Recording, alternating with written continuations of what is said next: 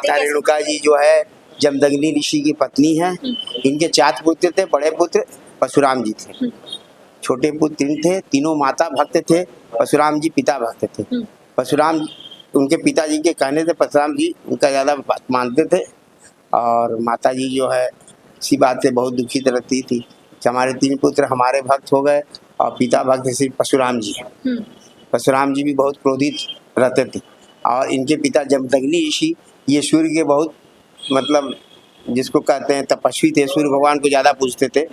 3 वक्त संध्या करना और सूर्य भगवान को जब तक जल नहीं देना, उनकी आरती और भोग नहीं लगा देना, तब तक वो कुछ अन्न जल ग्रहण नहीं करते थे। और ऐसी एक बात की बात रही कि ये बराबर रेणुका जी उनके लिए 1 मटका जल भर के ले आती थी, अपने पति को स्नान कराती थी। तो रेणु इनका नाम इसलिए पड़ा कि पत्थर का जो बालू का जो कण होता है उसको बोलते हैं रेणु। तो माँ रोज अपने बालू के हाथों से बालू से मटका बना के ले आती, सरोवर जल भर के स्नान करती। ऐसी शाम का एक दिन की बात थी, सरोवर में राजा कुछ रानी अपना कीड़ा कर रहे थे। माँ पहुंची, देखी कीड़ा करते हुए, देखते बोले काश मेरा पति ऐसे होते, वो इतने साधु तपस्वी इतना क्रोधी आदमी, हम उसको कैसे कहें कि ऐसे मेरा पति आदेश होते। तो वो मैंने स्वप्न आने लगा, स्वप्न विभोर होकर वहाँ झाड़ी में मटका लिए लेट गई।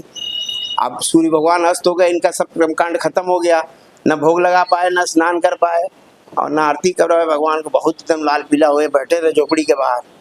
फिर योग विद्या से देखा कहाँ है मेरी पत्नी, तो देखे जो झाड़ी में पड़ी है। तो ऐसे करके उनको जगाए योग विद्या में, तब वो जल्दी मटका लेके कांपते कांपते ऐसे से आई। तो बोले रख दो, तुमने मेरे परिवार का मर्यादा का उल्लंघन किया है, मेरा सब जितना पूजा पाठ है सब नष्ट तुमने कर दिया 2 मिनट में। रख दो, खबरदार मेरे ये झोपड़ी में प्रवेश मत करना, आज से तुम मेरे अंधाग्नि नहीं हो। इतना सुन के माँ मूर्छित होकर गिर गई। फिर उनके 3 पुत्र आए जो मातृभक्त थे, वो आए और आने के बाद देखे माँ को इतना मूर्छित देख के वो लोग भी घबरा गए। वो लोग भी माँ को मूर्छित देख के वो भी मूर्छित होकर गिर गए। फिर परशुराम जी आए जंगल से अपना कुल्हाड़ी वुल्हाड़ी लिए घोड़े पर शिकार करते हुए।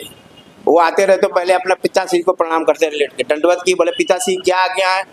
बोले यही आज्ञा है कि ये फरसा से अपनी माँ का गर्दन धड़ से अलग कर दो। ना उन्होंने आओ देखा ना तब मारा खस से अलग हो गया। फिर बोले पिताश्री एक आदेश है। बोले बताओ आदेश क्या जाए? माँ का सर जोड़ दिया जाए। वो भाई इतने तपस्वी थे, जल ऐसे फेंके माँ का सर जोड़ गया। माँ उनके तरफ पीठ कर ली और चल दी।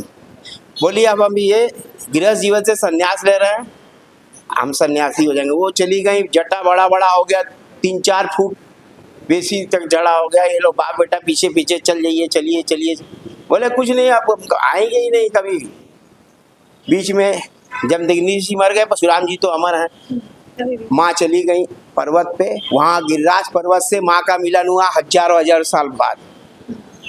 तब माँ ने उनसे विवाह किया गिरिराज पर्वत से, तब माँ ने दुर्गा को जन्म दिया। तो माँ का नाम है रेणुका जी। तो ये बंगाली लोग बोलते हैं मेनका देवी, दुर्गा और माँ मेनका। इनका दूसरा युग की कथा में माँ मेनका देवी इन्होंने दुर्गा को जन्म दिया। अगर दुर्गा जी के दर्शन के बाद अगर इनका दर्शन नहीं कीजिएगा, आके नहीं कहिएगा कि आपकी बिटिया बहुत आनंदमय है, खुशमय है, स्वस्थ है, माँ बहुत आशीर्वाद देती है। जैसे वैष्णो देवी का दर्शन के बाद आपको काल भैरव का दर्शन करने से ही वैष्णो देवी का दर्शन पूर्ण हुआ, क्योंकि वरदान है वैष्णो। हमारे दर्शन के बाद अगर काल भैरव का कोई दर्शन नहीं किया तो मेरा दर्शन फलित नहीं है, बस। अच्छा, ये मंदिर कितना प्राचीन है गुरुजी? 500 वर्ष।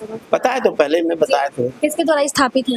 ये राजा दिनेश सिंह के द्वारा। और क्यों स्थापित किया गया? कि माँ माता हाँ, उनके नानी को सपना आया, राजा साहब के नानी को सपना आया कि बहुत मंदिर हर देवी देवता के यहाँ पर स्थापित है काशी में, मेरा मंदिर नहीं है, रेणुका जी का मंदिर नहीं है, तुम एक रेणुका मंदिर का यहाँ स्थापित करो। तो उन्होंने जमीन उमीन खरीद के, पहले बाग बगीचा था आज से 100 साल पहले, तो उन्होंने खरीद के मंदिर स्थापित किया।